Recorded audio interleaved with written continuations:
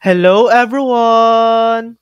Today, I'll show you how to transfer money from Skrill to Binance. First, open your Binance app, make sure it's updated, and go to Trade. Inside Trade, select P2P. Choose the crypto you want to buy and set the fiat currency. Filter payment methods, and select Skrill to see sellers who accept it. Pick a seller with good ratings, enter the amount and tap Buy. Pay the seller using your Skrill account. Don't mark as done until payment is confirmed.